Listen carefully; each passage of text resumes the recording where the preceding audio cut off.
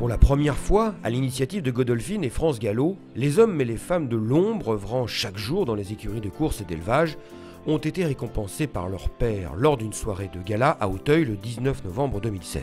Et ce soir, c'est vous qui êtes dans la lumière, c'est votre soirée, soyez les bienvenus. Car rien ne pourrait se faire sans ce personnel dévoué et surtout passionné au quotidien. Je crois qu'il y a les chevaux et ceux qui vivent avec. Le reste, c'est complètement accessoire. Un jury de 14 membres présidé par Christine Linders a eu la tâche ardue de sélectionner les 3 finalistes, puis chacun des lauréats des 5 catégories parmi plus de 170 candidatures. Vous êtes désormais les ambassadeurs de notre sport. Également un exemple pour les jeunes générations.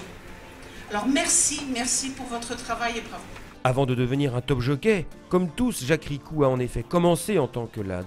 Il tenait donc à désigner le meilleur cavalier d'entraînement, ou plutôt la meilleure, puisque Aurélie Baillif a remporté la palme venant de l'écurie de Pascal Journiac en Anjou. Chaque victoire est belle et chaque cheval a son histoire et chaque lad a son histoire et c'est bon de voir tous ces gens passionnés.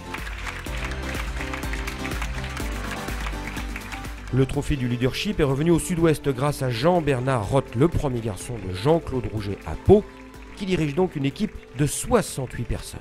Le personnel, c'est quand même mon quotidien, ma vie à moi. Et quand je mets en route cette énorme structure, j'en ai la chair de poule tous les matins. Côté élevage, la Normandie a décroché la victoire grâce à Antoine Bélanger, très soutenu par toute l'équipe du Haras des Monceaux. C'est un travail d'équipe avant tout, je l'oublierai jamais. Chantilly repart avec le trophée du dévouement pour les courses obtenues par Jean-Paul Montulé, 57 ans, ancien apprenti chez Henri Van de Poel, et qui a accompli le rêve de sa vie, devenir premier garçon chez le jeune Francis Graffard, de 30 ans son cadet. Et là, il ne peut plus rien m'arriver. Voilà, j'ai tout eu. J'ai commencé ma carrière avec un homme qui avait l'âge de mon père, et j'ai fini avec un homme qui a l'âge de mon fils.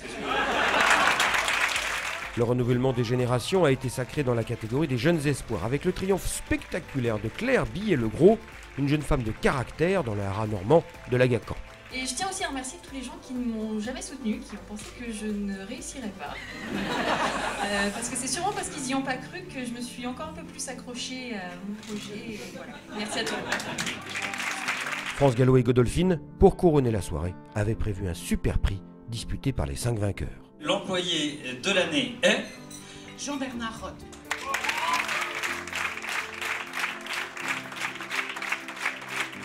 La passion et les émotions dans ces pièces sont incroyables. J'aurais adoré pouvoir les mettre dans une verre et les apporter partout dans le monde. Toute la profession était réunie. Les éleveurs, les entraîneurs, les jockeys et les salariés des écuries, des haras.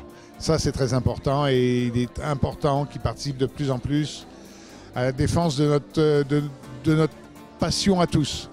On le savait qu'il y avait des gens de talent, qui avaient des compétences, mais quand tout ça est rassemblé et qu'on a plus de 150 dossiers sous les yeux, on réalise à quel point on a un capital humain extrêmement riche et que c'est pas un hasard si on élève autant de bons chevaux, si on entraîne autant de bons chevaux en France. Au final, je trouve que c'est un truc top et à recommencer l'année prochaine en faisant encore un peu mieux.